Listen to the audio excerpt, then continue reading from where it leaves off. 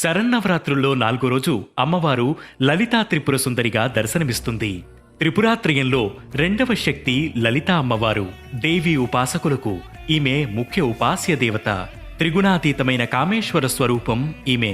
పంచదశాక్షరి మహామంత్రం అధిష్టాన దేవతగా లలితా త్రిపుర సుందరిని ఆరాధిస్తారు.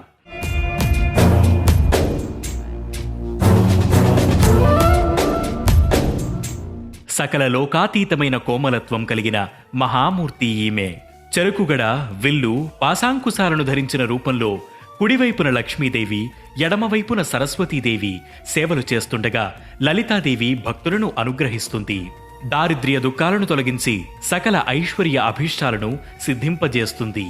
లలితా త్రిపుర సుందరీదేవి విద్యాస్వరూపిణి, సృష్టి స్థితి సంహార రూపిణి. కుంకుమతో నిత్య పూజలు చేసే సువాసినులకు ఈ తల్లి మాంగళ్య సౌభాగ్యాన్ని ప్రసాదిస్తుంది. ఓం ఐం హ్రీం శ్రీం శ్రీమాత్రే నమః అనే మంత్రాన్ని 108 సార్లు జపించాలి. మాంగళ్య భాగ్యం కోరుతూ సుహాసినులకు పూజ చేయాలి. అప్పాలు, పులిహోర నైవేద్యం పెట్టాలి.